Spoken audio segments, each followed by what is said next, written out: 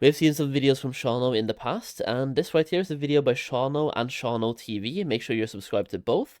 I should be as well. Yes, I am. Perfect. The easiest and the hardest specs in TBC, WoW Classic Anniversary, TBC.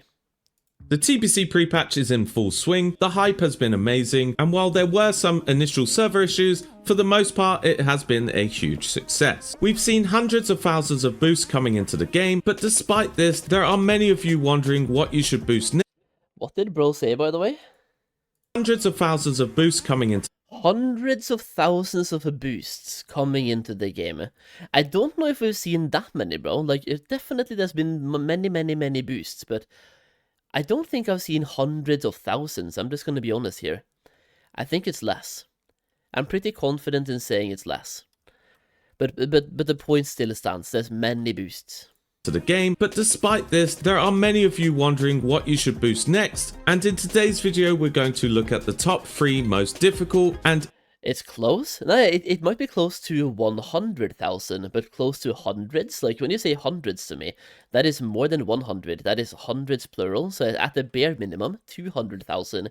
But when you say hundreds, it kind of implies even more than just 200 as well. It is multiple hundreds. Easy specs to play in TBC. But before we start, just a quick reminder about Rested XP. The guides have now been fully updated, so now in pre-patch you can access the 1 to 60 leveling guides, boosted level 58 guides, and of course the game-changing pre-questing guide that allows you to stack up quests so you can quickly get to around level 62 at launch. They of course also have the TBC attunement and dungeon guides included, and you can still get 10% off with the link down below. If you already have Rested XP, be sure to download the latest guide, as we've just seen a every video is an ad banger. That's crazy, by the way. Massive update. First, let's look at the top 3 most difficult specs. These are generally not advised for new players, have complex gameplay, and the skill floor is incredibly high, but let me try to guess what the top 3 most difficult specs are. We're talking about PvE here, right? So player, raiding basically, right? Because in PvP, I think it might be different, but in PvE, I would say, what are the top 3 hardest specs to play in PvE? I believe both shamans and ret paladins would be up there due to ret paladin seal twisting.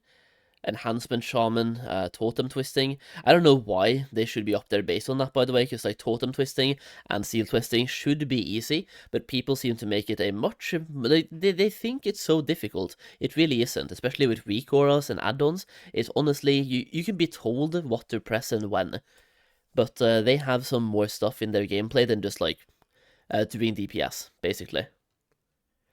Those 2 have to be there. I don't know what the 3rd one would be. Mastering one of these is a true badge of honor, so for those itching for something challenging, these are the specs for you. Coming in at number 3 as the 3rd hardest, we have the Retribution Paladin. While they've improved massively compared to their meme status in Classic, Paladins are surprisingly complex to play at a high level. This is because of a powerful unofficial mechanic called seal twisting. A ret paladin who seal twists versus one that doesn't is like night and day. You see, the core of ret's damage comes from seals. The challenge is that you want the effects of 2 different seals to hit the target on a single swing. This is what we mean by seal twisting.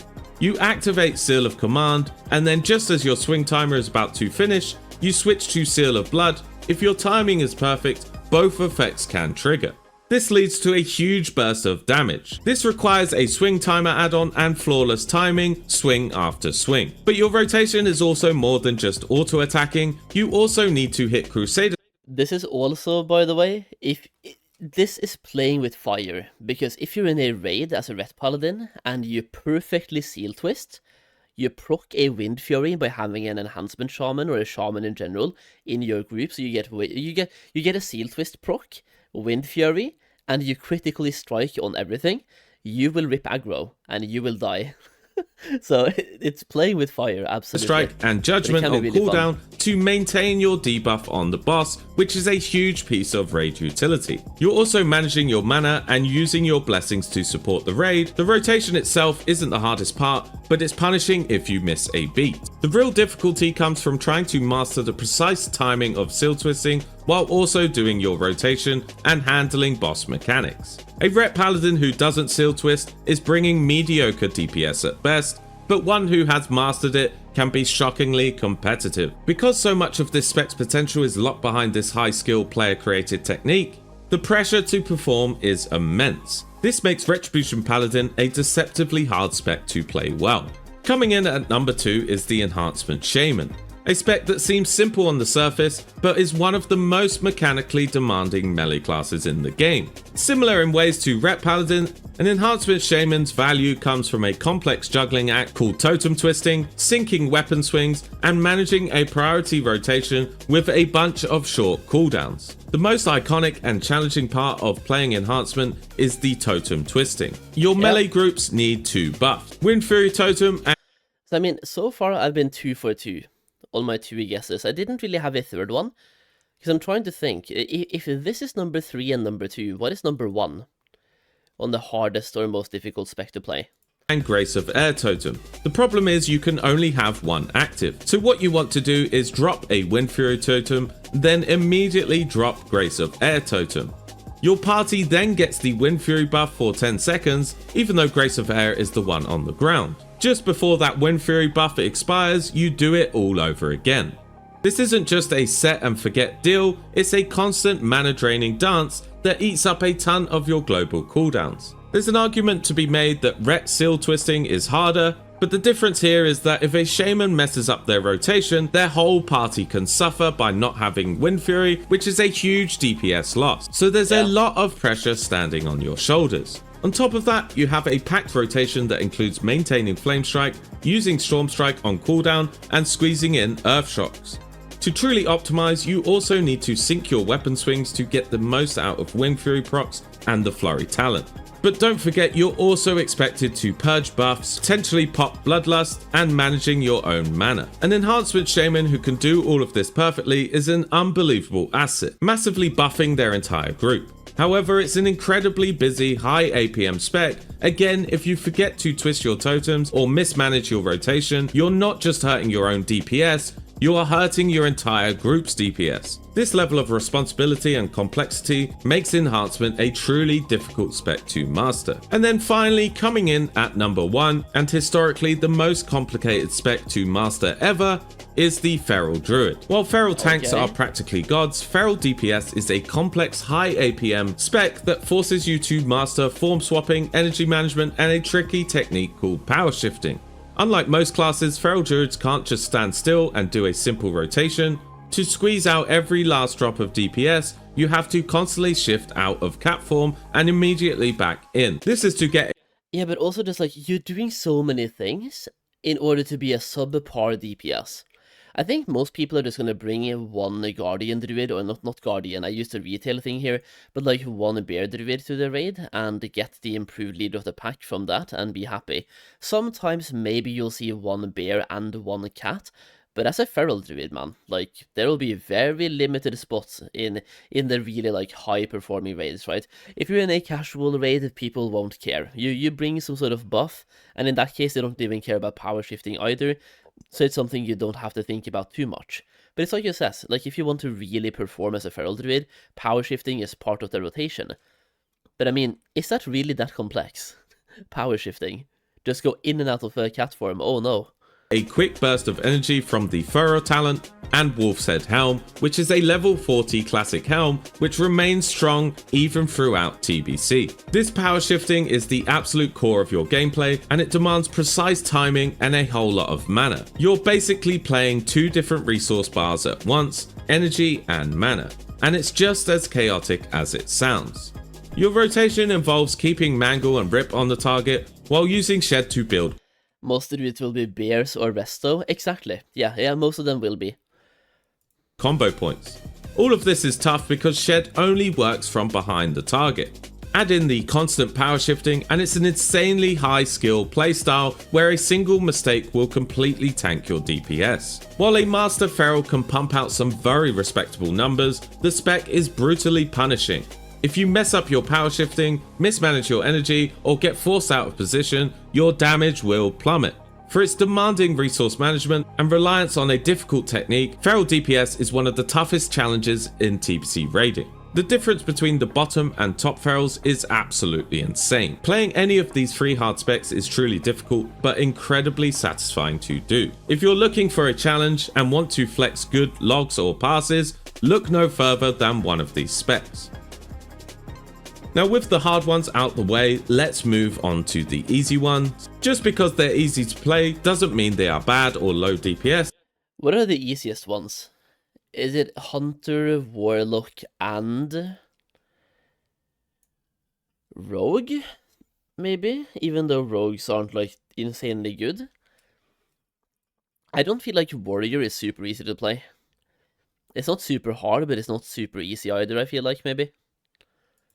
These are specs that require very minimal effort to perform well and are highly recommended for new players or someone who... Yeah, mage, true. Like, you simply spam Arcane Blast and then Frostbolt. You have 2 buttons to press, true. Who just wants to have a chilled raid experience or an easy ult. Now the third on this list is really going to annoy some people, but... Yeah, so it's Hunter. Hunter is number 3, Warlock is number 2, and Mage is number 1, right? I have to say it as it is, and that's the Beast Mastery Hunter. While there are some arguments to be made about the top end DPS with melee weaving, for the most part BM Hunter has always been a noob friendly spec, and in most cases simply just keeping your pet alive and managing your auto attacks will see you near the top of the DPS meter. The main reason that BM is so easy to play is that a huge chunk of your damage comes from your pet, and your pet does its own DPS rotation automatically. On top of this, your rotation is incredibly simple to do. For most fights you can do this with your eyes closed. The foundation of your gameplay is just weaving in steady shots in between auto shots. You hit steady shot, wait for the auto shot to fire, and then hit steady shot again. And there are many add-ons out there which make this ridiculously easy. On top of that, you just press kill command whenever it's up after a crit, and you'll weave in the odd multi-shot if you need some cleave, but that's pretty much it. There does action bars, by the way. I feel like everybody who's making videos right now in classes and stuff, they have these action bars on the public test run. Yeah, I'm betting we're gonna see a mage with only Arcane Blast and maybe 1 Frostbolt button, and Warlock as well, only Shadow Bolt and maybe 1 Seed of Corruption button. And that's it. The rotation is so simple that for years players used a 1-button macro that cast the entire sequence for you, letting you focus completely on your positioning and the actual boss mechanics. While this macro no longer works in Modern Classic, it's still a very simple spec to play. Now don't get me wrong, there's still a skill ceiling. A great hunter will manage their pet perfectly, weave in their shots with flawless timing, melee weave, and use their traps in an insane way. But the skill floor is arguably the lowest in the game for a top tier DPS. You can play a BM hunter pretty badly and still crank out competitive damage. This makes it incredibly forgiving, especially when you compare it to the hard specs we've just been talking about. They're a top tier damage dealer throughout the entire expansion, and they don't need amazing gear to get started, making them the perfect entry point into raiding and perfect for a new player. Now number 2 on the list is another druid spec. This is the Balanced Druid. The Balanced Druid, also known as Boomkin, is a spec famous for its incredible raid utility and surprisingly simple rotation. While they were a meme in Classic, TBC turns them into a highly sought after DPS. The core gameplay for a Boomkin is pretty straightforward. You maintain your improved Fairy Fire, which benefits the whole raid, and keep your 2 damage over time spells, Insect Swarm and Moonfire, on the target. After that, you just spam 1 button, Starfire, until the boss is dead. That's the entire single target rotation. Or until you go out of mana and then you just do a slasher dance because nobody cares about your damage anyway. I don't know, should Boomkins be up here? Like, if Boomkins are here, where is Warlock and Mage? Keep your 3 buttons active and then just spam your Starfire. If the fight is longer, you may look to take out Moonfire from your rotation, but in post-nerf raids, mana isn't going to be an issue. The demand for Boomkins is massive, and that's not because of their personal damage. Raids want you for your powerful buffs. Moonkin Aura provides a 5% spell crit buff to your entire party, and improved Fairy Fire gives a 3% hit chance to the melee and ranged in the raid, which is a massive boost for them. For its simple rotation, must-have utility that guarantees you a raid spot, the sheer joy joy of being a giant laser chicken, the balanced druid is a fantastic and easy to pick up caster, which again is recommended for new players. And then finally, what did Bro just say? He's recommending boomkins for new players. Why would you recommend boomkin for new players? Boomkin, oh, I played a boomkin in TBC Classic the first time. I would not recommend boomkin to just about anyone. while they've improved Wait, I just went back way too far. I clicked on a button here and I went so far back in the video. I'll go to the druid here, the end of the druid, and Destro Warlock. Number 1 on the list, the easiest spec to play, which is of course the Destruction Warlock. The plan for a Warlock is legendary. But why is Mage harder to play than a boomkin? Am I stupid right now? For its simplicity. You put up your assigned curse and then you just spam one single button, Shadow Bolt. You just keep pressing it until the boss is dead. There's no go buttons or cooldowns to manage. You simply just spam Shadow Bolt and hope for massive crit. Like I said, by the way, okay, he has one curse of elements and then only Shadow Bolts, no seed?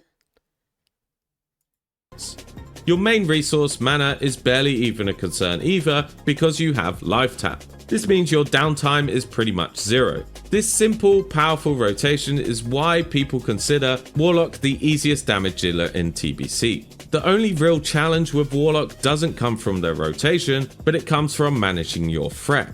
Warlocks dish out so much damage so fast, they can easily rip aggro right off the tank if you aren't careful. This means a good Warlock knows when to chill for a second and when to pop your threat reduction ability Soul Shatter, and knowing when it's finally safe to let loose. On top of that, Warlocks bring amazing utility. You're handing out health stones, providing a soul stone for a combat res, and if needed you can lock down enemies with fear and banish. And then of course they're famous for their AoE damage. On trash packs, a Warlock Seed of Corruption is unmatched. The only class that can come close or beat them in AoE is Mage. Everyone else just looks like they're asleep on the damage meter.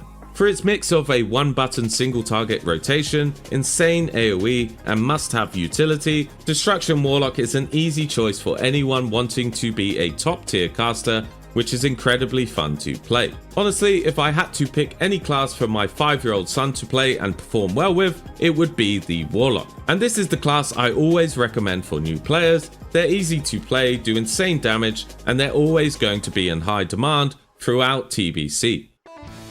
So there you have it, the top 3 easiest and hardest specs for TBC Classic raiding. Whether you want to top the meters with a one-button rotation, or push your skills to the limit by mastering every trick in the book, these are the specs for you. If you enjoyed this video, please give it a like and consider becoming a member. I'll be streaming a lot throughout the rest of the pre-patch and TBC. But yeah, thanks for watching this video guys, and have a lovely day. Alright. There it is. Those are the hardest and easiest specs to play in TBC according to Shano. I mean, I agree with many of the takes, by the way. I just don't agree with maybe Feral Druid to me. I don't think power shifting is that hard. And I mean, sure, it can be if you really make it difficult, but I mean, I just don't buy it, man. And also, I believe Mage should have been here instead of Boomkin. Recommending Boomkins to anybody is a mistake, and I don't think Mage is harder to play than a Boomkin personally.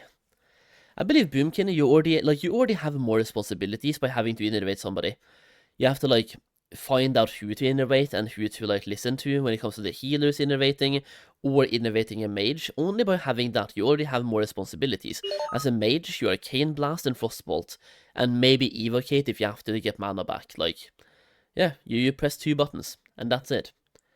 You just look at your mana, and you look at the boss's health, and you press 2 buttons accordingly. But hey, that was a solid video, very solid video. I do like your Shano videos, he's usually on point. And it's just decent pace throughout the videos as well, not wasting too much time. Honestly great. Nice.